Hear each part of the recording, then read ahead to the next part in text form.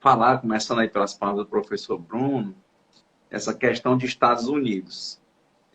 E olhar coisas, às vezes, adentrar uma profundidade. Um dos livros que eu achei mais interessantes era de um professor de Harvard chamado Michael Sandel, chamado Justiça. Ele tem um livro chamado Justiça e outro, O que o direito não compra, o dinheiro não compra. E lá no Justiça, ele vai dar aula de filosofia com a praxis, né, com a prática dentro dos Estados Unidos, como é que as coisas funcionam. E você começa a identificar, que é o que ele começa a mostrar, que os Estados Unidos não têm essa hegemonia de liberdade do jeito que a propaganda dos Estados Unidos fala. Então, como aqui tem um viés mais acadêmico, não é? É importante que a gente evite o senso comum, né? Para que a gente seja mais específico. Quem quiser se aprofundar sobre a matéria Estados Unidos e liberdade, e liberalismo, né? É importante ler o livro Justiça, do Michael Sandel. Você vai ver que não é algo fácil. É muito difícil, por exemplo, um país de se dizer liberal, tendo uma feição religiosa.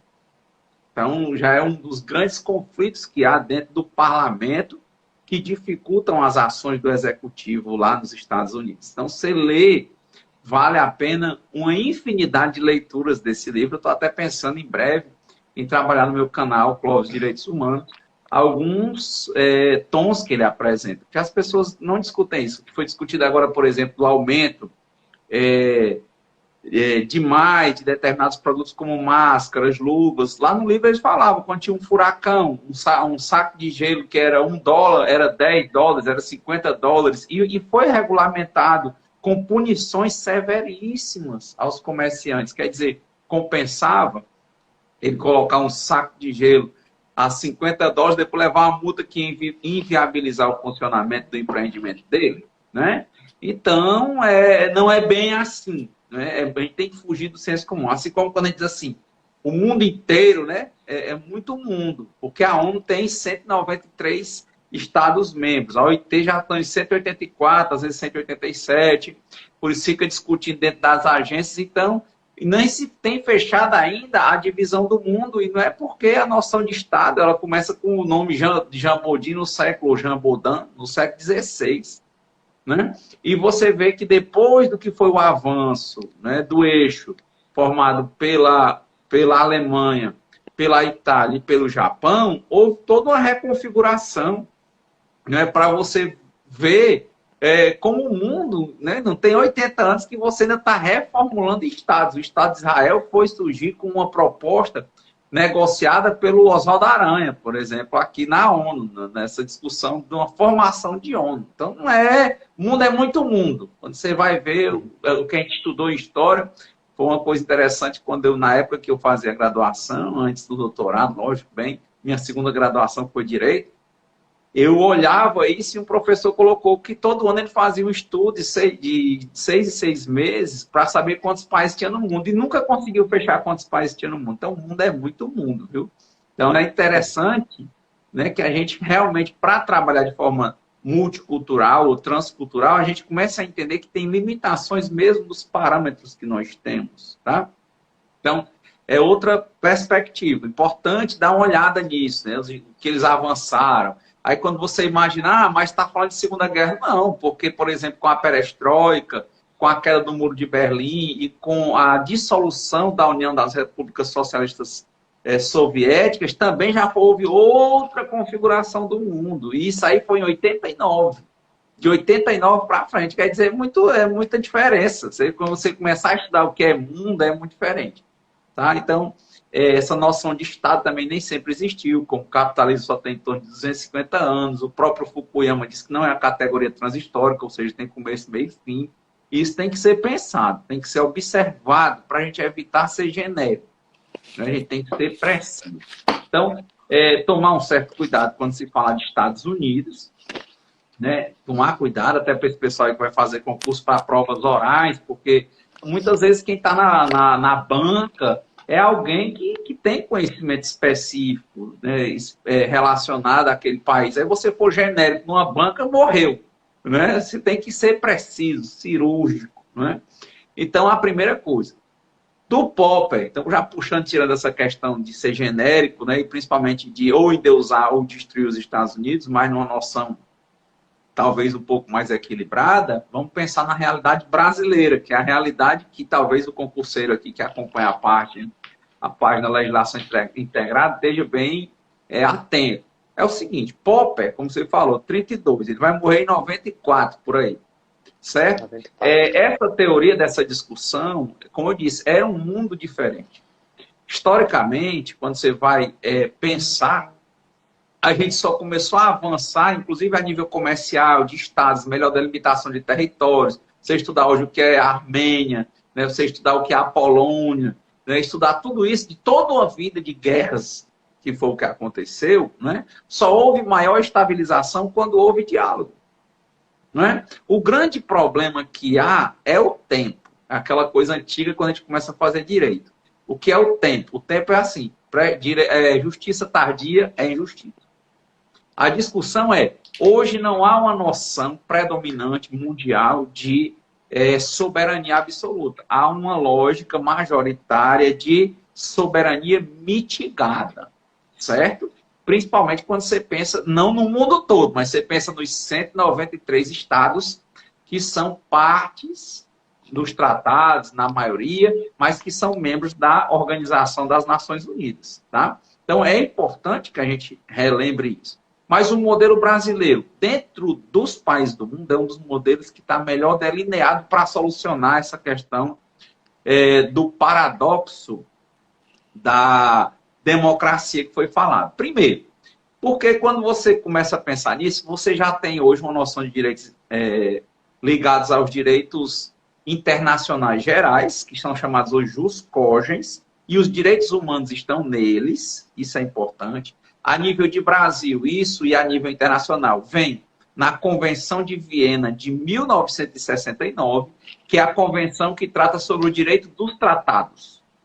Tá? Ela só foi ratificada aqui no Brasil em 2009 pelo decreto 7.030, tá? Mas está ratificada pelo Brasil. Status, né, nessa perspectiva de supralegalidade a nível interno, mas quando você fala a nível internacional, você vai ver que não tem nada a ver. Lá, se você é membro desses estados, você tem esse compromisso diante do princípio da boa-fé, de cumprir e de se esforçar para ratificar todos os tratados e cumprir em plenitude. Certo? Tanto que se discute até que não precisa você ratificar ou assinar um tratado de jus cogens, você tem a obrigação de cumprir. Mas, como eu falei, para não entrar em linhas de discussão, já que muitos colegas aqui são concurseiros, né? A linha bem firme, Convenção de Viena de 1969, veja, pós essa discussão toda, veja que o mundo não parou com a Segunda Guerra Mundial, não parou com guerra, nós entramos dentro da Guerra do Vietnã, a França que tinha sido tomada pelos nazistas, depois pega o apoio dos aliados e vai lutar pelo Vietnã, que ele estava exatamente, o Ho Chi Minh, ele tinha tentado conseguir daquela ideia de independência que vinha do colonialismo. Fim, o que houve na Segunda Guerra foi o fim da história de colonialismo. Assim, a ideia de fim. Porque, por exemplo, a Revolução dos Cravos em Portugal foi em 74.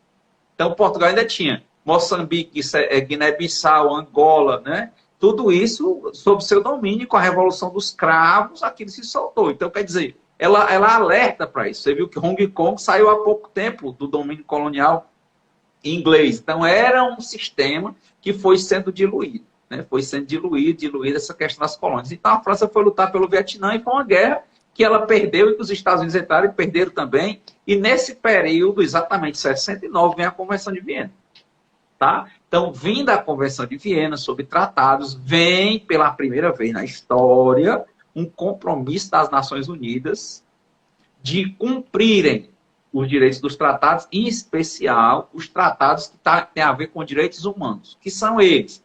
Eles reconhecem, por exemplo, aí você vai encontrar, por exemplo, na Convenção de Viena, artigos 27, 53, 64, não é? Lembre, onde é que você vai ler isso? Você, concurseiro ou concurseiro, do decreto 7030 de 2009, que no Brasil ratifica a Convenção de Viena de 69, tá? Ele fala exatamente que não se pode, no artigo 27, invocar direito interno, certo?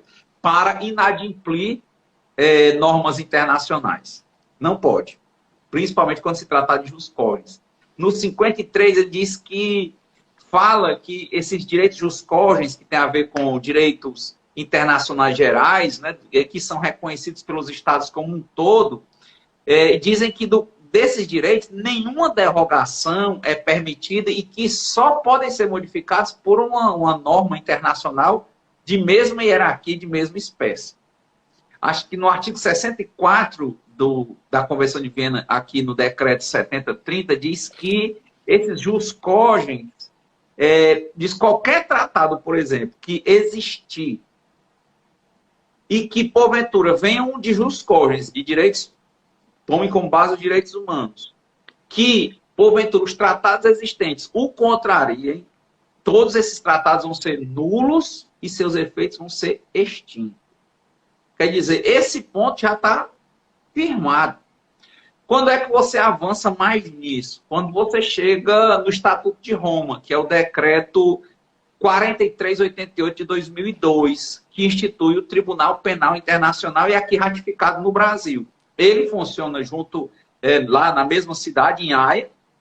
Lá tem, veja só dentro do sistema de proteção disso.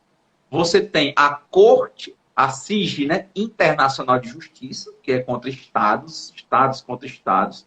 Você tem aqui no sistema da OEA a Corte Interamericana de Direitos Humanos, que é em São José, na Costa Rica. Né? Lá você tem a comissão em Washington e tem a Corte aqui, inclusive, que nós somos signatários do Pacto de São José da Costa Rica, que fez com que o Supremo Tribunal Federal, inclusive, requalificasse os tratados internacionais antes da emenda constitucional 45, que coloca o artigo 5º da nossa Constituição, o parágrafo 4º, né, o parágrafo 3º e 4º. Mas o 3º vai dizer a hierarquia e o 4º vai dizer a submissão ao Tribunal Penal Internacional do qual faça parte. Nós fazemos parte.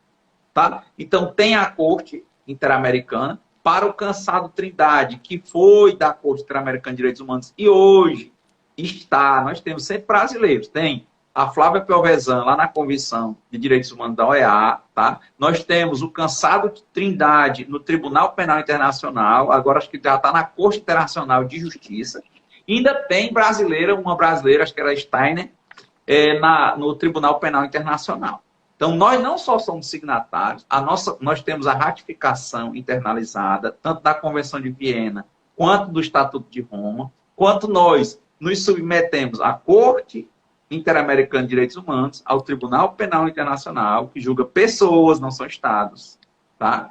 E à Corte Internacional de Justiça. Lembremos, antes de 2004, para você, concurseiro e concurseira, antes de 2004, que diz aí o artigo 5º, parágrafo 4º, que o Brasil, a República Federativa do Brasil, se submete à jurisdição de tribunal penal ao qual faça parte, lembre-se, a Convenção de Viena foi ratificada em 2009, beleza. O Estatuto de Roma em 2002, mas não esqueça que a Carta das Nações Unidas, que é de 1945, foi ratificada pelo Brasil, dizendo que, junto com o Estatuto da Corte Internacional de Justiça, dizendo que o Brasil se submetia à Corte Internacional de Justiça em 45. Então, você tem aí só para esse eixo, você está com 4 num sistema de proteção. Você está Corte Internacional de Justiça, Brasil se submeter de quanto? 1945. Tribunal Penal Internacional, 2004 com a emenda, 2002 com o decreto. E Convenção de Viena em 2009. E antes, o Pacto de São José da Costa Rica, que foi por volta do ano 2000 também. Então, você tem todo um sistema para discutir jus cogens, certo? Já para também não embaçar, também estou trazendo, não sei se estou tomando muito do tempo, mas é importante que isso fique firmado e fincado na nossa cabeça. Porque quando a gente começar a pensar essa realidade, né, dentro da perspectiva dos direitos humanos, nós vamos encontrar, por exemplo, que o Brasil já teve várias condenações na Corte Interamericana de Direitos Humanos. Tivemos o caso do Damião Ximenes, eu fiz inclusive um vídeo sobre isso. Tivemos o caso Gomes Lange, ressalvado engano, é o caso da guerrilha do Araguaia. Nós tivemos condenação no caso do Vladimir Herzog, do jornalista, certo? Todos os casos o Brasil cumpriu, tá certo? Se você for ver, saiu inclusive um decreto para pagar as indenizações de mais de 50 mil dólares por pessoa de indenização, no caso do Daniel Ximenes. Fora que, se você for começar a observar as recomendações que saíram depois que o Brasil foi condenado da Corte Interamericana de Direitos Humanos e da Comissão, nós tivemos várias políticas públicas. Tinha uma época que eu ministrava uma disciplina na pós-graduação sobre direito internacional comparado, né? Direito constitucional comparado. E eu comecei a mostrar que, por exemplo, criação de juizados especiais é um checklist. Depois de uma decisão da Corte Interamericana, eles foram dizendo, faça isso, faça isso. Saiu revisão do Código de Trânsito Nacional, a criação dos juizados especiais e várias outras coisas. Quando você começa a olhar essas decisões e essas normas, você se impressiona com como a República segue, né? Como ela tende a seguir. Tá? Então, essa é a primeira perspectiva. Então, como é que você vai ter, para concluir aqui, falando de paradoxo da democracia? Essa liberdade é mitigada, não só pelo que está na nossa Constituição, mas, como dizia o Cansado Trindade, por exemplo, quem ratificou esses tratados, como o Pacto de São José da Costa Rica, que trata sobre direitos humanos, o país se submete àquilo. Quando ele se submete, por exemplo, para o brasileiro Cansado Trindade, na decisão ele fala literalmente que ela é a Constituição da América. Que todas as constituições dos estados que são parte daquele tratado têm que ser alteradas para obedecer ao tratado. Ou seja, é uma discussão hoje que a gente começa a entender que o direito internacional está numa nova vibe, está numa nova feição, e que ele está centralizado no eixo jus cogens, direito internacional geral, que tem a ver com direitos humanos. Tá? Então, colocamos aí, basicamente, 3 cortes. Corte Internacional de Justiça, Corte Internacional de Direitos Humanos e Tribunal Penal Internacional. Colocamos 3 tratados, basicamente, ratificados. A Carta das Nações Unidas com o Estatuto da CIG. Colocamos o decreto que ratifica a Convenção de Viena e o Estatuto de Roma, também ratificado por decreto. 3. Colocamos a Emenda Constitucional 45 de 2004 com essa questão dos parágrafos 3º e 4º da Constituição. Tá? Para concluir, é importante ler o artigo 7º do Estatuto de Roma, que está ratificado pelo decreto 4388 de 2002. Né? É importante porque lá ele vai delimitar, por exemplo, antes tinham falado quais eram os crimes. São 4 crimes básicos, né? Crimes de guerra, genocídio, crime de agressão e crimes contra a humanidade. Quando você vê crimes contra a humanidade, lê o artigo 7º. O tamanho, a extensão do artigo 7º do Estatuto de Roma, para que você possa perceber o que é um crime contra a humanidade e que uma pessoa pode ser condenada. Cláudio, já houve condenações? Já. Por exemplo, você pode ver o caso lá. Teve o Hotel Ruanda, vocês vão ver que já tem condenação. E discussões em várias condenações, eu também lá nos meus vídeos, eu estou começando a trabalhar, talvez a gente comece a trazer algumas jurisprudências que as pessoas pensam em inefetividade, ineficiência. O problema disso é o tempo do devido processo legal. Tá? Porque tem que todo mundo ser ouvido. Claro, o Estatuto de Roma, você vê como ele tem uma possibilidade, uma invasibilidade, pode-se dizer assim, invasibilidade dessas perspectivas. Né? Porque tem um procurador, é tipo o Ministério Público Internacional, é interessantíssimo o que ele pode fazer. Tá? Então, não se trata mais de estados com a soberania absoluta. Você tem estados com a soberania mitigada e tem um direito que está sobre os outros direitos. Infelizmente, a gente passou a ser educado só antes de 88, ninguém mal falava em Constituição. Depois de 88 era o neoconstitucionalismo do pós-positivismo que veio do pós-guerra. Que normas são valores e, né, com princípios e são regras, no tudo ou nada. Mas hoje já se fala de um melhor desenvolvimento da sociedade internacional. Então, o direito internacional hoje já é um outro sistema. Se você for ler o próprio Kelsen, ele era nesse sentido, que a norma hipotética fundamental não vai parar na Constituição, não. Ela vai parar no direito internacional. é muito interessante parar para estudar isso, para entender direito hoje, principalmente quando está havendo muitas dificuldades com relação à questão da liberdade, por exemplo, de manifestação.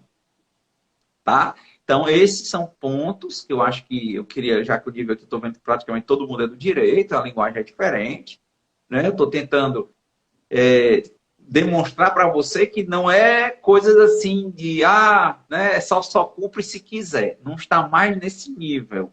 Não está mais nesse nível. A nível de teses, a nível de jurisprudência, a nível de construção de efetividade, você começa a ver vários casos hoje despontando e funcionando. O que está havendo maior de problema? A gente não percebe isso.